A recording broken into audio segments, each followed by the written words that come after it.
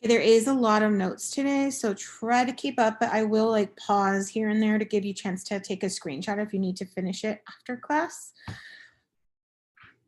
Excuse me. I'm going into our class right now and into our module. So the cool thing is that since we are finished reading Tangerine and we're not quite ready for our next reading, it looks really short this week. So there's no extra reading. The reading is up to you. You can choose, like I said at the beginning of the year, you choose what you want to read. And that can be a book, a graphic novel, or manga. Any of those is fine. You just have to read for at least 20 minutes a day and tell me what you read in your reading log. So there's no assigned reading. It's just what you're going to read.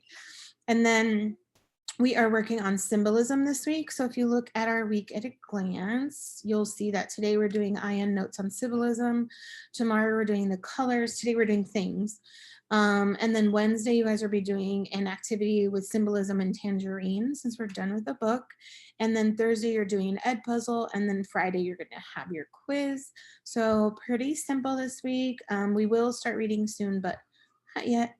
For the rest of the school, I'm not sure if any of your other teachers are doing it. It's kind of like a catch-up week. Since we already had a catch-up week a couple of weeks ago, we're not doing it with the rest of the school. But just to let you guys know, I am doing another catch-up week in November. So I want to say like the second week of November. So we'll be doing a catch-up week. So let's go ahead and get into our notes. I want you guys to open up. My goodness, I don't know what is going on. Everything is like super glitchy today. There we go. Open up your IN notes for symbolism. And then like usual, you open up whichever one is easier for you to access. So there's the PowerPoint, the PDF, and the Google Doc. I'm gonna go ahead and open up the one off of my desktop because I have it here.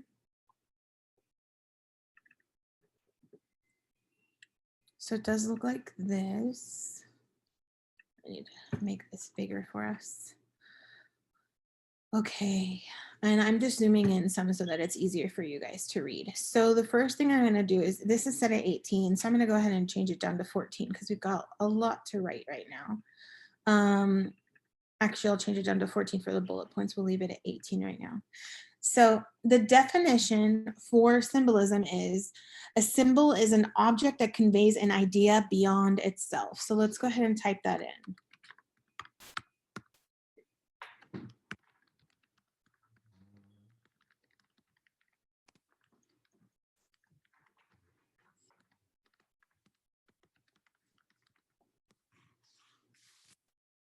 Okay, and then under that, you guys are learning every day. So if you click this button right here that has the bullet points, it'll automatically create bullet points for you. And that's what I did. And then here, I'm going to go ahead and change my font down to 14 because we're going to need this space. So symbols can be a lot of things. So the first thing we're going to write in these bullet points is, a symbol can be an object, a picture, written word or words, a sound, numbers, and language.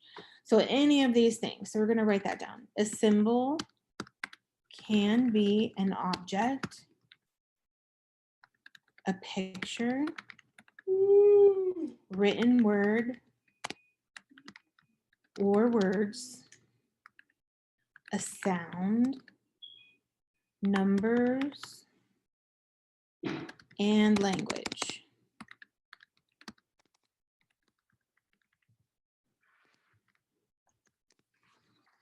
Also, very important, symbols are not universal across cultures.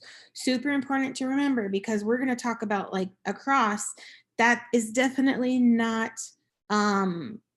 universal across cultures. So everybody's beliefs are different. And so we happen to live in a, well, for the most part, the United States is a Christian nation. It doesn't mean that we're not mixed. I'm just saying that I could literally drive down the street in a town where I grew up and see several churches, and most of those churches would have a cross on them.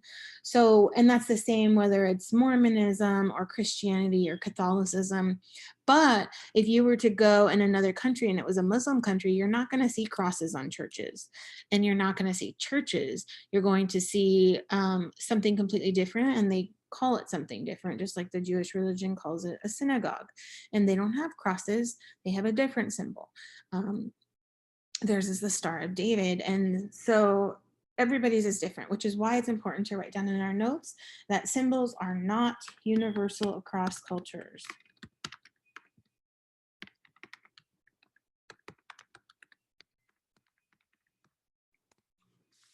The next thing is symbolism is used to provide meaning to the writing beyond what is actually being described. So you're supposed to see more into it than is right there in front of your face.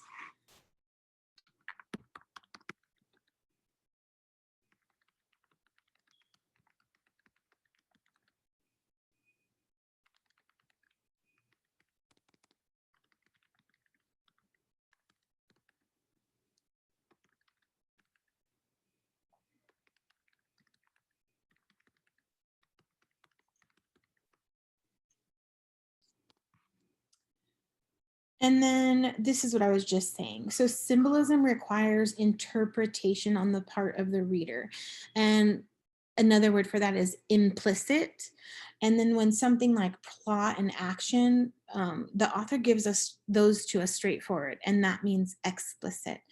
Or another word for that is explicit. So we're going to write that down too. So symbolism requires interpretation on the part of the reader.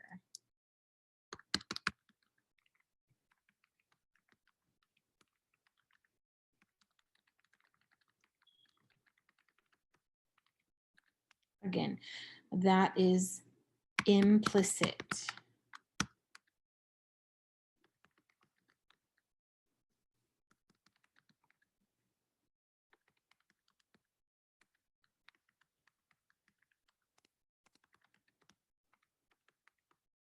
Remember, when it's straightforward, it's the opposite, which is explicit. And then the last thing we're going to write down is that symbols can be religious, they can be mathematical, or they can be political. And they don't have to be any of those either, but they can be those things.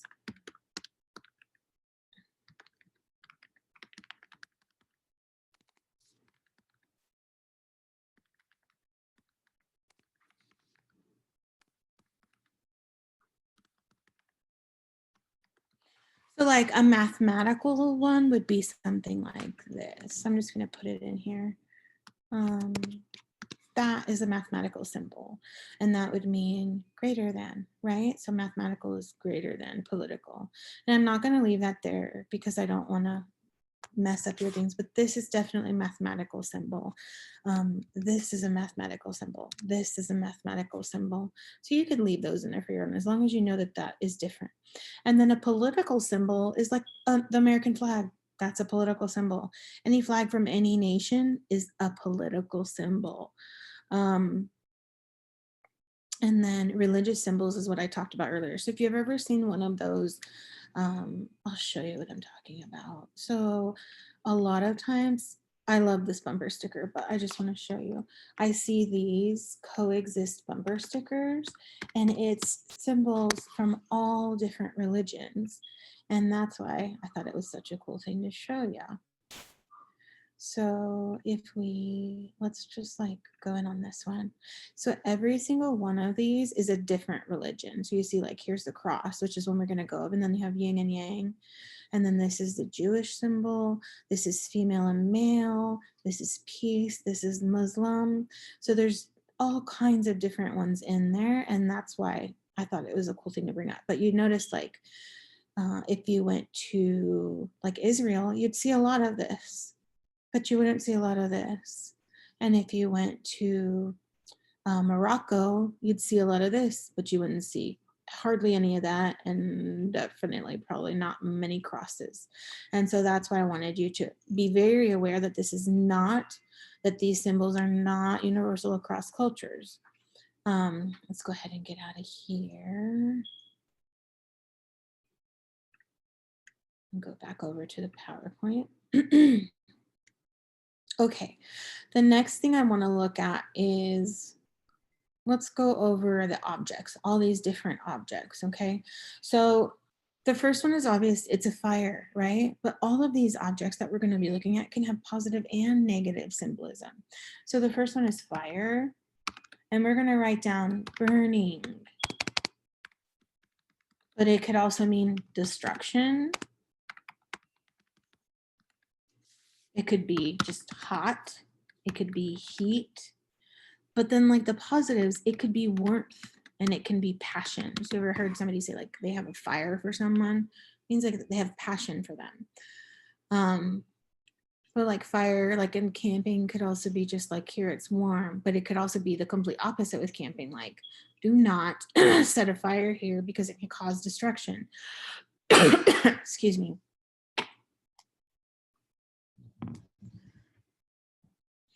All right, the next one is the sun.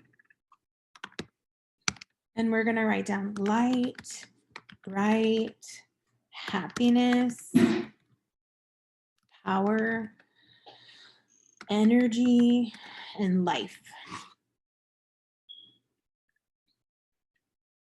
And then a tree, we see a lot of, which is funny because it could just be a tree, but usually tree stands for way more than that. So it could be nature, growth, seasons, the circle of life, oxygen, wisdom. And trees are used like that. Well, obviously it's part of like the ecosystem, right? But then if you were ever to like go visit Yosemite and see like the great redwoods, those are hundreds and hundreds of years old. They last way longer than we as humans last. And that's why they are considered, or they're a symbol for wisdom and growth and seasons and circle of life. And they could just be for life, okay, just like the sun. So without the sun, there is no life. But the trees is its own version of life. It produces oxygen, all kinds of things. And that's why they could both be life. We've already talked about the cross a couple of times, but we're going to write down cross. And then any religious symbol could mean a lot of these things. Okay, so you could put like God, church, only they might call it something else. So for a Christian religion, if they put up a cross, it would definitely be a symbol for Jesus. But any religious symbol could be like holy or spirituality, faith, purity, and then particularly with any Christian religion like Catholicism or Mormonism or any Christian religion, the cross is definitely a symbol of sacrifice.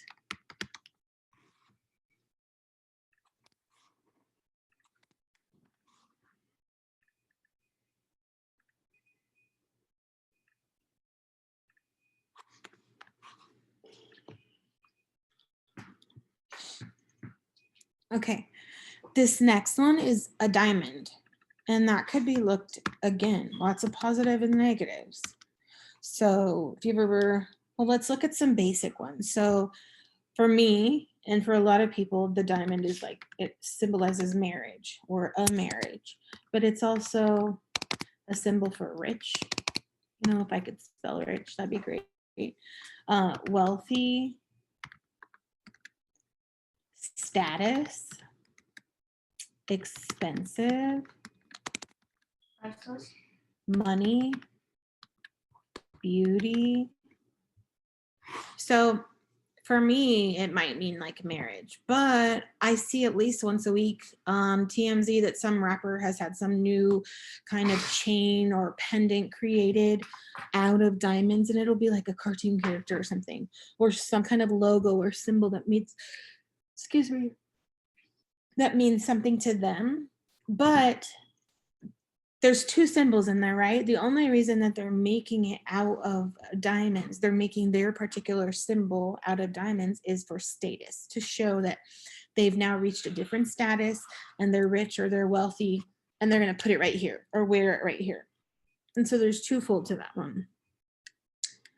Okay, the next one is a skull, and we're seeing that a lot around right now. So usually a skull would represent death or Halloween. Or Dia de los Muertos. My son is saying Dia de los Muertos, which is good.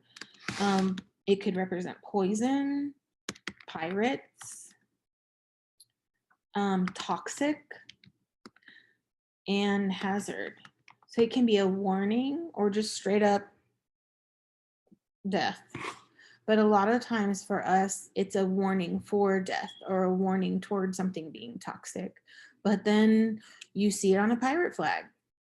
And when we were reading Romeo and Juliet, a lot of people turn in their poison thing with like skull and crossbones on it. So lots of double meanings in there. This one is an hourglass, and that can represent time, the passage of time, mortality, which is like that we can die at any time, day, and patience. And then we have a light bulb, which I use a lot when we're doing our notes, when I'm trying to put in like an essential question for you guys. So usually that means light or ideas, or bright, or Edison, who developed the light bulb, or invention, or energy, power, and electricity. Lots of things. I've even seen it meaning like smart, like, or a light bulb comes on and that's like ideas. And I think the coolest one up here is probably the owl. And that's because the owl represents, so owls for some reason represent wisdom. And this one always reminds me of this old commercial for Tootsie Pops, where the owl would be up in the tree and he'd say, how many licks to get to the center of the Tootsie Pop? And they had him up there because an owl represents wisdom. And so they're saying like, they're kind of challenging you. And at the same time, it was just a commercial for candy, but it was interesting because they used that owl. So an owl can represent wisdom, and then owls are nocturnal animals, meaning they're up during the night. So it can represent night. Goodness. Or just nocturnal creatures.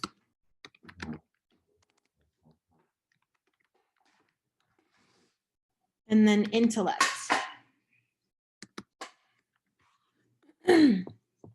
And just because I wrote this list here doesn't mean that that's the end all be all. There's probably tons more meanings for each of these symbols. These are just some examples. So what I want to do now is look at a symbol in literature. And hopefully you guys have either read the book, one of the Harry Potter books, or seen one of the movies, or even gone to Universal Studios and ridden one of the rides to know enough about the houses. And students in Harry Potter are sorted into houses, and then they compete like that. And one of those houses is Slytherin, and Slytherin's symbol is the snake. And you see behind it is also their coat of arms, and the coat of arms has a snake on it. So we're going to talk about the snake, because the snake is rooted in evil, and the author of Harry Potter purposely chose the snake for lots and lots and lots of reasons.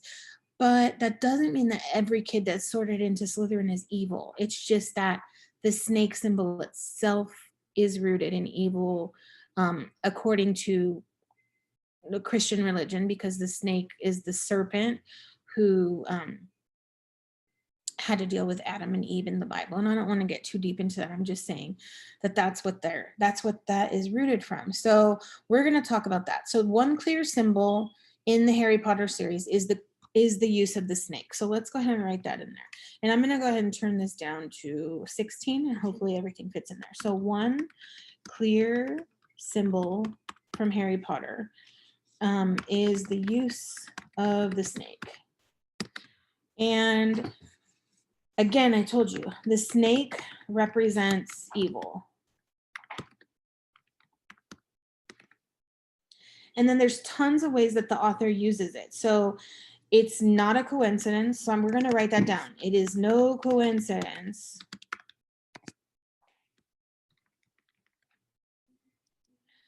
that it is found of the symbol of Slytherin, which is what's right here.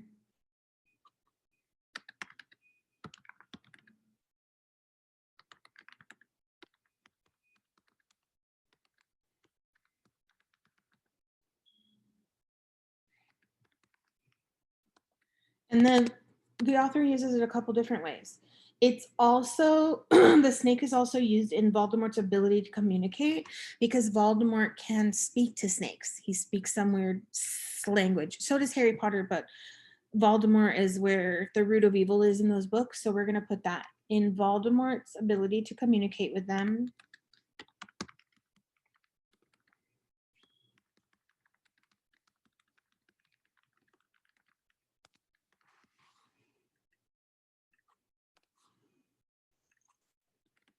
Then also as Voldemort's companion, because he keeps a snake as a pet and like goes around with it.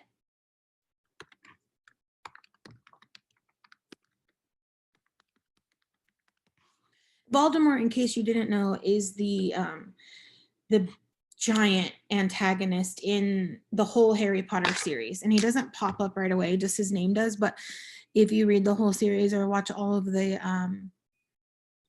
movies, he's always behind everybody else, every other antagonist, and he is the main antagonist. So Harry's the protagonist and Voldemort's the antagonist. And so that's why I keep mentioning Voldemort in these notes. And then also the snake, even though the snake is a symbol of the House Slytherin, it's also a symbol of the Death Eaters, which is the scariest thing there is in Harry Potter. So if you've ridden the ride, those are like the big ghost creatures that kind of come after you. So it's kind of ironic that one of the houses has that, but so do the Death Eaters. So we're going to write that down.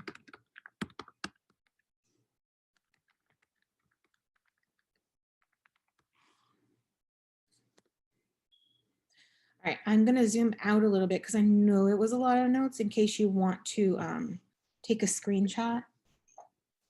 How do I highlight the I'll help you in a minute, okay?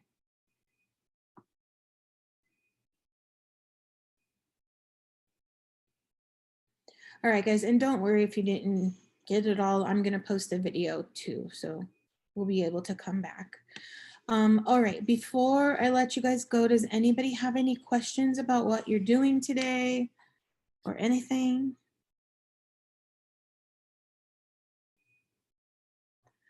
Okay, guys, then I'm going to let you go and I will see you tomorrow. Bye, guys. Have a great night.